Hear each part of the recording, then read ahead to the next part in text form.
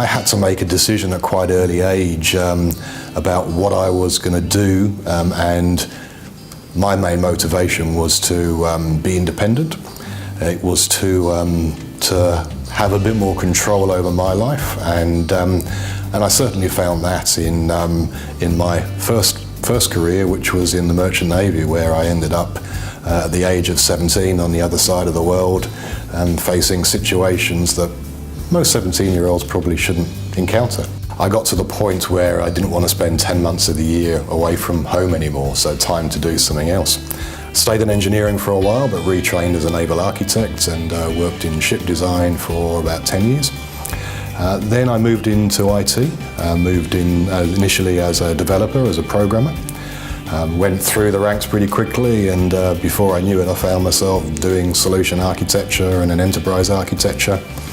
And then through a stroke of good luck and being in the right place at the right time, I found myself running large teams of architects and technologists. So I made the call to become a trainer, an instructor, after my realization that a lot of my experience and what I'd done over the years was actually useful to other people. I actually started to feel a little bit selfish that I wasn't actually sharing that and that other people weren't benefiting from all my experience. It doesn't mean I know everything, but it means that I know enough to help other people on their personal journeys and their professional journeys.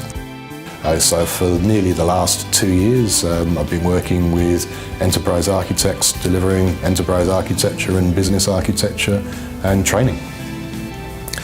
The favourite part of doing what I do with EA training is definitely the imparting of knowledge. It's seeing people, seeing the light bulb go off in people's minds, seeing the realisation that they're coming to a course that they thought was going to be quite advanced and quite challenging, and it is quite challenging, but seeing the realisation that they can do it.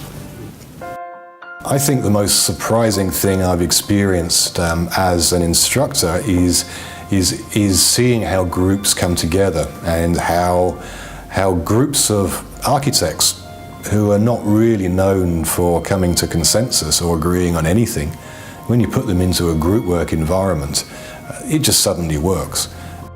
For me, inspiration from a professional perspective is teaching people to nurture and to grow. Whether it is in my professional or my personal life, that's really my purpose, my inspiration, my motivation. I want to help others have a rewarding career and a rewarding professional and personal life. So when people come to my courses, I always start off by setting some context. I ask them to be very open. I ask them to bring their knowledge and their experience and to feel that the environment is a safe environment and that there's no such thing as a stupid thing to say, and we all learn from each other. I learn from my students whenever we go through the courses. I learn from their experiences. I learn from how the groups work together. I often sit at the back of the room when people are going through the group work sessions, and they're just amazed by how creative the teams can become.